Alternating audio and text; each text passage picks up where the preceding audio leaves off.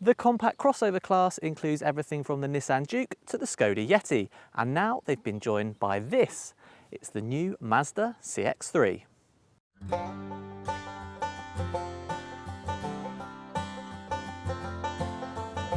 As with all compact crossovers, the CX-3 should offer lots of room and versatility without taking up too much space on the road.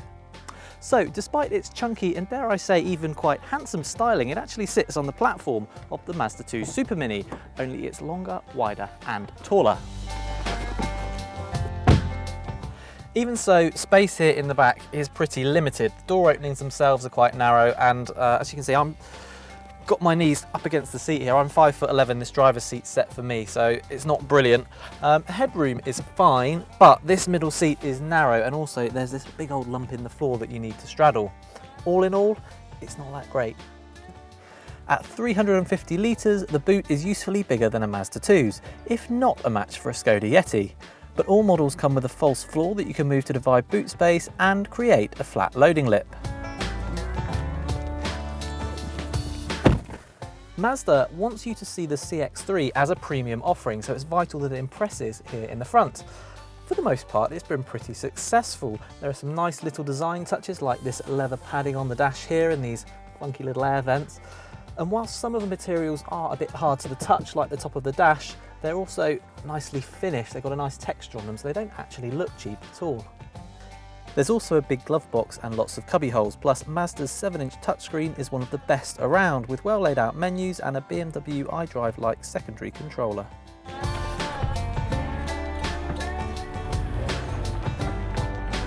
Despite being taller than the Mazda 2, the CX-3 handles very well. The steering is quite light but very accurate, and there's lots of front-end grip, so you can place the car with confidence. In fact, it actually handles really well when you start to push it. I'll go so far as to say that it's a genuinely rewarding car to drive. A word of warning though is that the ride quality varies considerably depending on which engine and which spec you choose. The diesel is generally more fidgety than the petrol, and if you go for a diesel with the top spec Sport Nav trim, for which you have 18-inch wheels, it all becomes very bouncy indeed. Stick to SE or SEL spec, which come with 16-inch wheels though, and things are much more settled.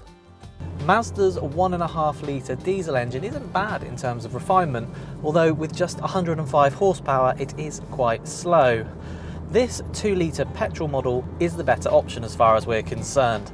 Even this 120 horsepower entry-level model has a good turn of speed and is happy to rev. Plus, fuel economy is actually pretty good. We've been getting almost 40 miles to the gallon from this petrol model.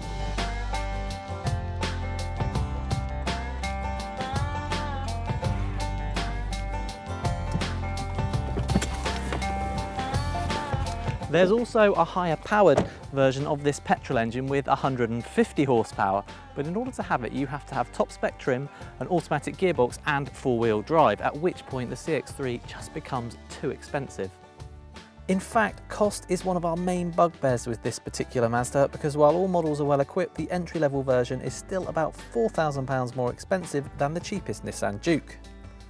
If you're going to spend £18,000 on a car of this type, then the bigger Skoda Yeti and Mini Countryman really do come into play. So while Mazda has built a good car, it's at risk of pricing itself out of contention. As you can probably tell, we're not quite convinced that Mazda has got the execution of this CX-3 quite right. You can find out more about why by reading our full review by clicking up here, and of course don't forget to click down here to subscribe to our YouTube channel.